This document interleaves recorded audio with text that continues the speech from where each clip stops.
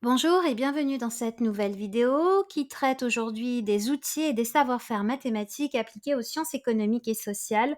La vidéo s'adresse principalement aux différents niveaux du lycée. Au programme part relative, on dit aussi proportion ou pourcentage de répartition, le ratio, le taux de variation, le coefficient multiplicateur, l'indice base 100. Alors pour commencer, revenons aux bases et puis, qu'est-ce que l'effectif d'un ensemble? Alors l'effectif d'un ensemble, c'est le nombre absolu des éléments qui le composent. Le nombre absolu, ça signifie qu'ici ce sont les unités physiques, qui constituent l'ensemble, que l'on considère. Par exemple, l'effectif de la classe de terminale en spécialité SES est de 33 élèves. Alors attention, un effectif peut être donné en milliers ou en millions ou même en milliards et il ne faut pas oublier de tenir compte des unités. Par exemple, un document stat peut vous présenter la dépense publique en euros et donc dans un tableau, vous allez trouver 600. Surtout, ce n'est pas 600 euros, hein. Il faut être très vigilant, il faut bien étudier le document car probablement quelque part la donnée est exprimée en milliards et donc c'est 600 milliards d'euros. Petit 1, part relative ou proportion au pourcentage de répartition. Alors, une part relative consiste à calculer et à apprécier le poids relatif, la part donc, d'un sous-ensemble ou d'une partie d'un ensemble dans un ensemble plus vaste. Le calcul est le suivant, la part relative est égale à l'effectif de la partie ou l'effectif du sous-ensemble divisé par l'effectif de l'ensemble. La valeur sera comprise entre 0 et 1, ce qui est juste logique dans la mesure où le sous-ensemble est plus petit que l'ensemble, donc le numérateur est plus petit que les dénominateurs.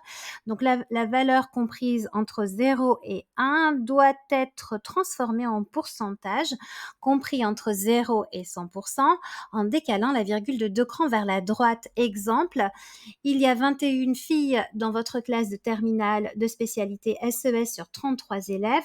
Les filles représentent, calcul donc, 21, l'effectif de la partie ou l'effectif du sous-ensemble divisé par l'effectif total de l'ensemble divisé par 33, ce qui donne 0,636.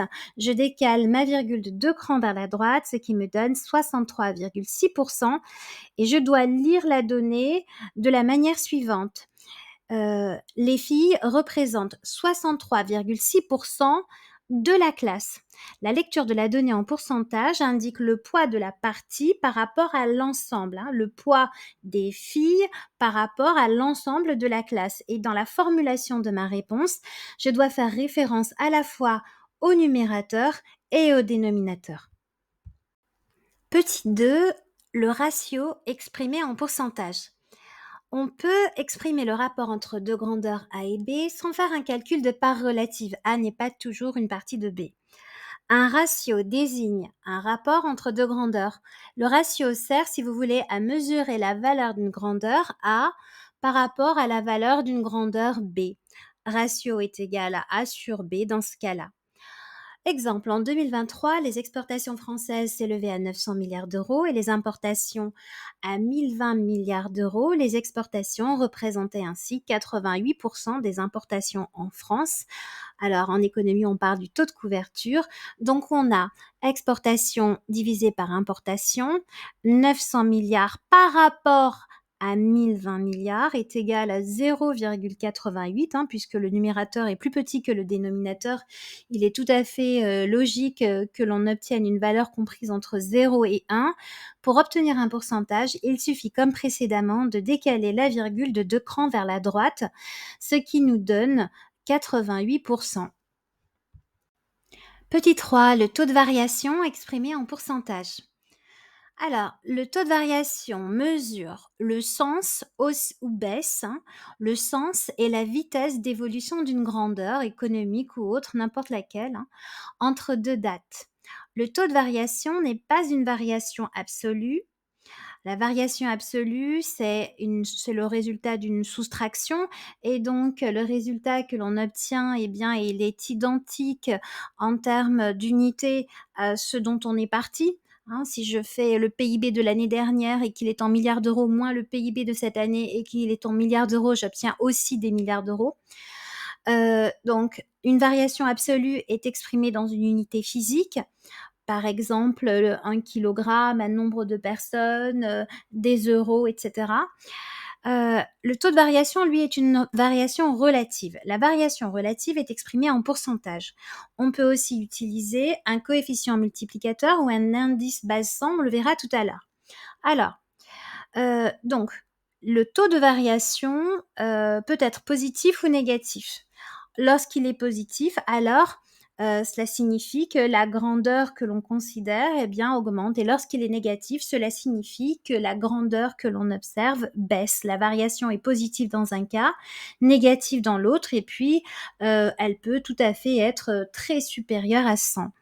Donc le taux de variation se calcule en faisant le calcul suivant, valeur d'arrivée moins valeur de départ, c'est-à-dire la dernière valeur en date, hein, moins la valeur à partir de laquelle on a commencé à mesurer, divisé par la valeur de départ fois 100. Alors, comme toujours en mathématiques, c'est bien d'éviter d'avoir des tonnes de formules à apprendre. Ici, il suffit de se rappeler qu'il faut d'abord faire une soustraction, celle qui correspond à la valeur absolue, la différence entre la dernière valeur et la valeur précédente, et ensuite rapporter le résultat à la valeur précédente, puisque ce que l'on veut mesurer, c'est une variation par rapport à la valeur précédente, pardon. Et on multiplie par 100. Exemple, le SMIC horaire est passé de 9,61 € courant brut en 2015 à 11,52 € courant brut en 2024.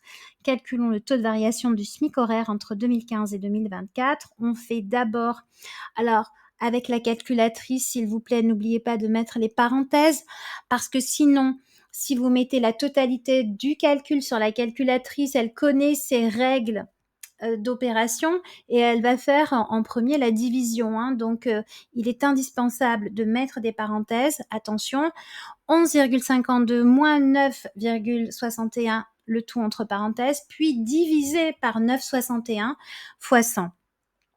Ce qui donne 19,87%, et la phrase qui correspond à la lecture de ce pourcentage est la suivante. Le SMIC horaire en euros courants a augmenté de 19,87% de 2004 à 2020. Petit 4, le coefficient multiplicateur. Alors, le coefficient multiplicateur mesure lui aussi le sens, donc une hausse ou une baisse, et la vitesse d'évolution d'une grandeur. Il peut aussi être utilisé pour comparer deux grandeurs de nature différente, par exemple le prix au kilogramme de deux biens substituables comme le poulet et le bœuf. Eh bien, on peut dire le prix du kilogramme de bœuf est 2 fois plus élevé que celui du kilogramme de poulet. Voilà. Alors, le calcul du coefficient multiplicateur, on prend la valeur que l'on souhaite comparer et on la divise par la valeur à laquelle on la compare.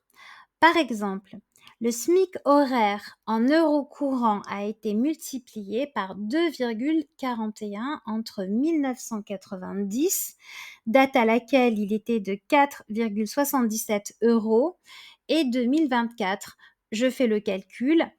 11,52 divisé par 4,77 est égal à 2,41. Ici, dans l'exemple, je veux comparer le SMIC aujourd'hui, donc je mets au dénominateur, par rapport au SMIC horaire de 1990, d'accord? Donc celui que je veux comparer, je le mets au numérateur. Alors, le coefficient multiplicateur est pratique pour exprimer une variation importante. On va dire, par exemple, qu'une grandeur est multipliée par 3 ou par 4, au lieu de dire qu'elle a augmenté de 200% ou de 300%. Nous verrons les correspondances entre le coefficient multiplicateur et le taux de variation un peu plus loin. En effet, il n'est pas du tout pratique pour exprimer une variation négative. Par exemple, a été multiplié par 0,83 au lieu de baisser de 17%. En effet, si vous mettez au numérateur une valeur plus petite que celle qui sera au dénominateur, évidemment, vous allez avoir une valeur plus petite que 1 et dans ce cas-là, vous aurez un coefficient du type 0,80, 0,6 et il est peu commode d'utiliser ce coefficient. Alors, il n'est pas pratique non plus le coefficient multiplicateur pour exprimer une petite variation. Par exemple, une grandeur a été multipliée par 1,0004 pour une augmentation de 0,4. Bien, le coefficient multiplicateur est indispensable si l'on souhaite calculer un taux de variation global, c'est-à-dire un taux de variation sur une période globale qui inclut à l'intérieur d'elle-même des sections ou des sous-périodes, si vous voulez.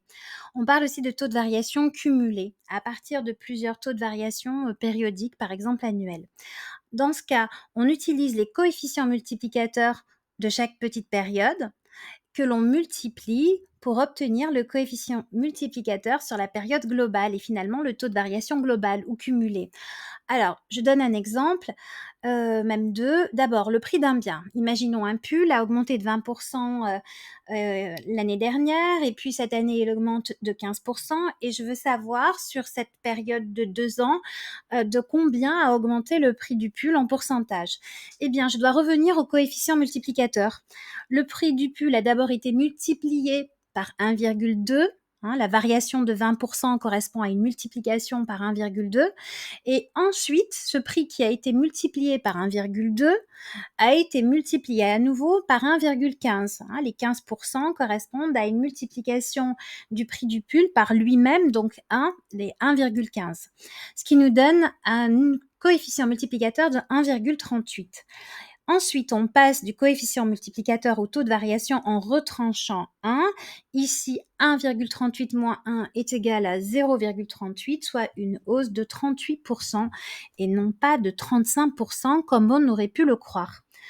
Autre exemple, la croissance du PIB français a été de 2,3% en 2017, de 1,9% en 2018, de 1,8% en 2019 et de moins 7,9% en 2020. Autrement dit, en 2020, la production de richesse a reculé, elle a baissé.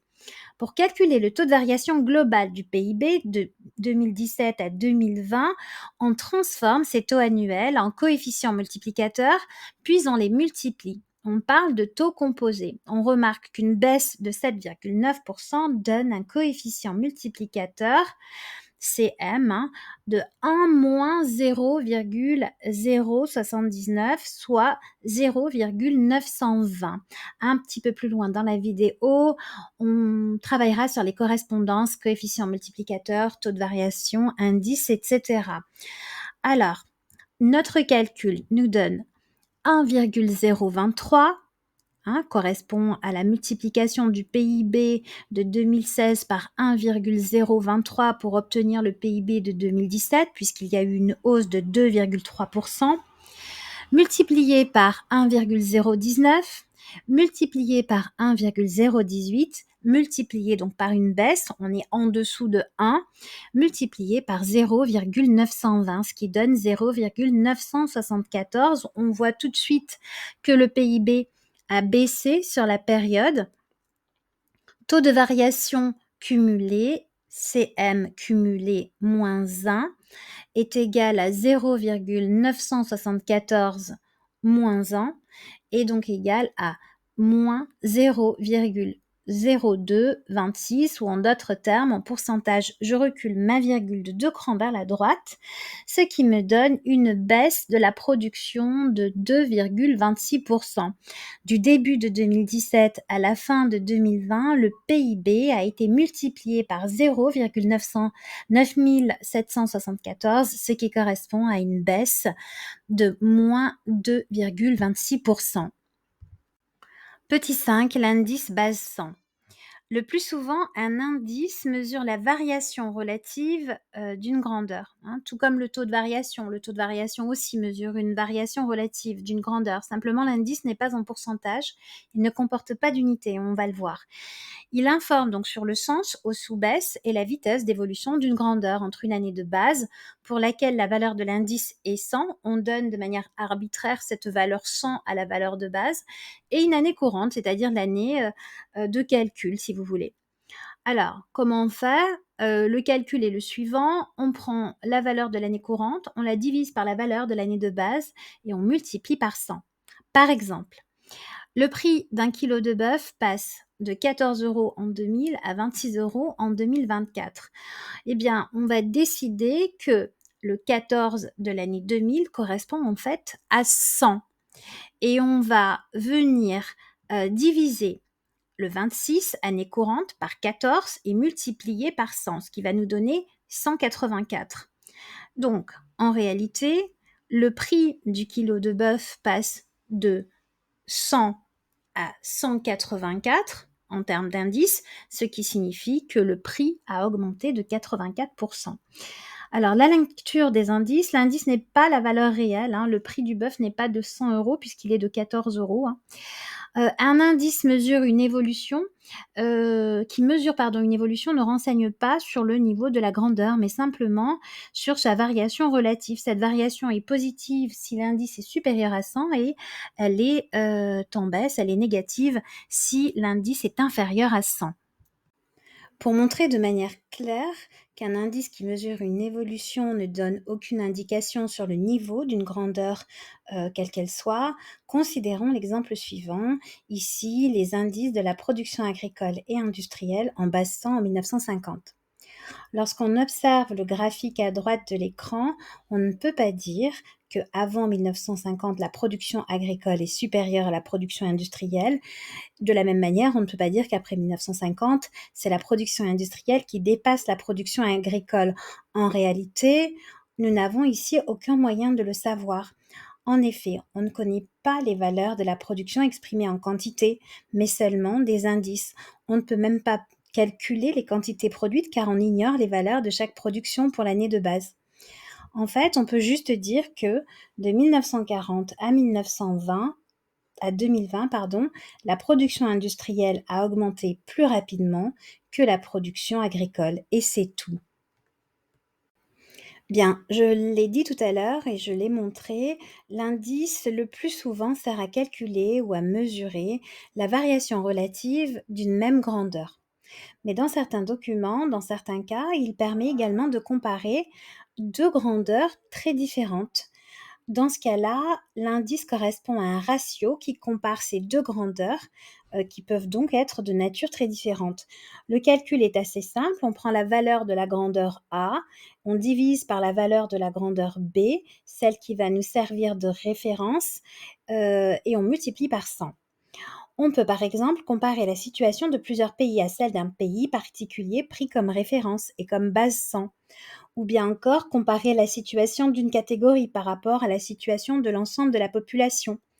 Ou encore comparer deux grandeurs carrément différentes. Exemple, l'indice du PIB par habitant de l'Afrique en 2003, base 100, le monde est de 24. Cela signifie que le PIB par tête en Afrique représente 24% du PIB par tête mondial.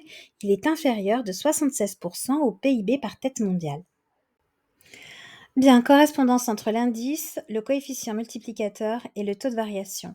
Soit I majuscule, l'indice base 100, CM le coefficient multiplicateur et TV le taux de variation exprimé en pourcentage. On a I est égal à CM fois 100 ou CM est égal à I divisé par 100. TV est égal à I moins 100 ou I égale TV plus 100. Il suffit de retenir deux équations, une à chaque ligne, puisqu'on retombe sur nos pattes. Exemple, pour évaluer la croissance du SMIC horaire en euros courants de 1990 à 2004, sachant que le coefficient multiplicateur est de 1,6, on peut calculer le taux de variation. En effet, on a TV est égal à I moins 100, or on sait que I est égal à CM fois 100, on a donc TV est égal à, entre parenthèses, CM fois 100, fermez la parenthèse, moins 100, et on aboutit à 1,6 multiplié par 100, moins 100, ce qui nous donne 60, soit 60%. Alors, quelques équivalences.